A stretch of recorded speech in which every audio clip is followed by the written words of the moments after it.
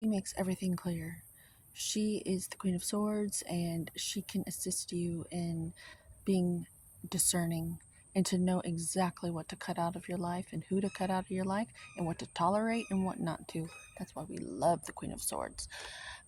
She's sometimes referred to as cold. However, she's fuck around and find out type of energy. Don't take her for granted, and don't assume just because she's a lady that you can just pillage and plunder her and her not say anything or cut you off completely, make you go cold turkey and not ever experience her again, because that's what she does. She knows exactly what to rid herself, and she's ultra discerning. And this card today, I'm picking up, which I've never seen before. Her throne is sitting on something. And today I'm visualizing the top of a temple. If you've ever seen these temples with the golden domes, she's high in the clouds on top of this golden temple. Um, because there's so many ankle biters down on the ground. Oh my god, literally. So she's up there, so she can kind of be on like an eagle's perch, so she can see what's going on. She even rises above. Today, this card, those are not trees, those are smokestacks of factories. She rises above the old order of things, what was accepted before. And that is also why she's considered cold, because um, she's the new way, because she's clear and discerning, and she knows what to keep and what to cut out. To accompany this reading, we have the Ten of Pentacles, and right now the energy I'm picking up on is management. If you've ever been a manager or been put in a position where you're over others and it's your job to make the executive decisions, it becomes very clear really fast that you are not part of the group anymore. In that everyone, the long and the short of it is, everyone's looking to scapegoat why things aren't running smoothly. And so you are conveniently there to blame. And it takes a very wise, well adjusted person to be able to handle such positions of power in a way where it works well and you're a good leader, because you're going to have people wanting to gossip about you and blame you for why they're not doing a good job and why they can't do what they're doing. And sometimes it is the manager's fault. It's possible. However, this is coming out of me about the management position because I want to prepare women for the management role. In my own family, I'm coming from a family where we had like a Mufasa type grandfather. And when he passed away, all the girls, his daughters, kind of inherited the throne. And their last name is King. So it's like really like they inherited the throne. But my mother's the oldest, and all the other girls look up to her. And my grandfather was a very wise king, Mufasa. We all looked up to him. And so to have him gone, it's been interesting. It's kind of like when the actual Queen of England passed and Charles took over. She did such a good job. Like, she was so well suited for that role. And King Charles is wonderful too. I love how innovative he is, and with new age stuff he's willing to be. He's very, when I found out he did, I don't want to say this, it's disrespectful, I feel, but he was into healing techniques that a lot of people would roll their eyes at. Um, when I found this out about him, I knew he was different, and so he's okay. This is wasting my time on this video, but I want to talk about women when you get into a position of power, and I feel like that's where we're headed as a group, as a society. Women are going to have to kind of take over a bit because we have that grand mother, which really means grand master, wisdom within us. As long as we weren't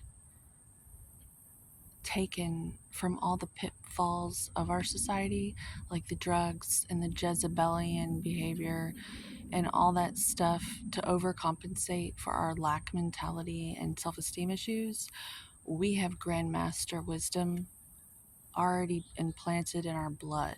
Uh, it's just how nature works because of the pain of labor. We're just like, we know it takes irritation and pain sometimes to birth beautiful things, and wise men know this. But as women, we have to reserve our charisma and magnetic abilities to create, co create in this world. And we're not responsible for just giving birth to babies, we're responsible for giving birth to all sorts of things. And so once we take our power back and we're clear headed and we show up and we use logic and discernment with that, we are grandmasters. Grandmother wisdom returns back here.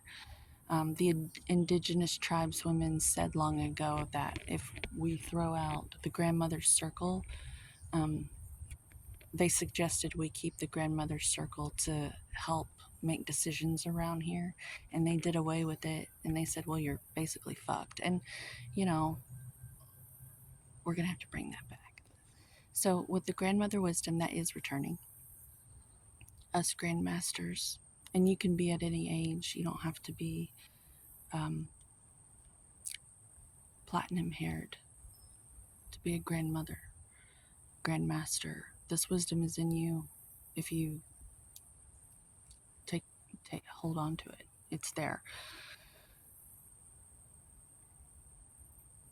You're going to be in a position of power, and which means you need to be prepared for such roles because it's very lonely at the top.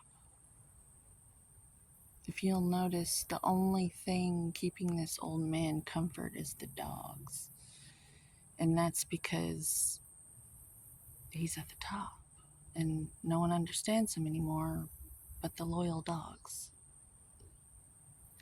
The women, they're just talking. The kid's too afraid to talk to him because he's at the top.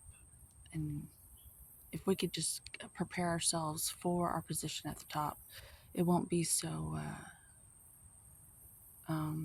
shocking, which means more people will be able to survive in that leadership role long enough for other people to rise up and stand next to them. And then you won't end up lonely at the top because everyone will be there with you. That's the vision. This is also showing me that as a Queen of Swords for quite some time now, I have learned that I don't have a dog. I treat my body like a dog. Like, I take care of myself like I would a pet that I love. And I put all my efforts and energy into maintaining myself with exercise and training and a good, healthy diet. So I have a shiny coat. And from that, emerges a loyal beauty. Like, beauty comes from all of that. Uh, you don't need to go to get all these cosmetics and hair dye and skincare. Um, I get compliments all the time on my skin, and it's because of what I'm doing every single day, taking care of my pet, my little dog. And dog spelled backwards is God.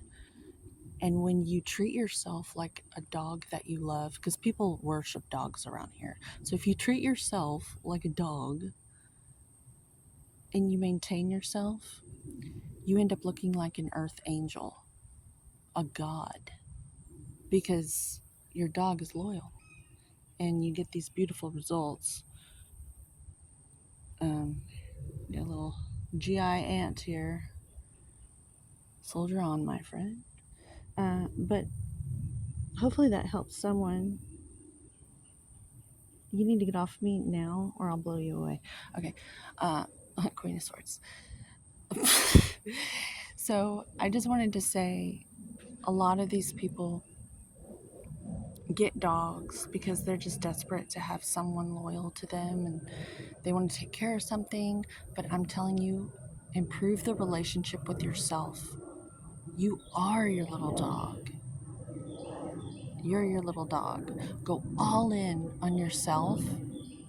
Treat yourself like that little dog that you're just gonna get expensive food for and take for walks. Take yourself for a walk. Get yourself the stuff you need. Hire a trainer with all that money that you would spend on this dog, like a vet bill. You know, my mother, she spent so much money on this stray dog because she just wanted something to love her. And I just wish she would just take care of herself. Hold on. So to close, if I'm even capable, to sum it all up, you are the little dog that you need to take care of. Your little relationship, you don't need to project onto a little furry friend. I just love this filming location.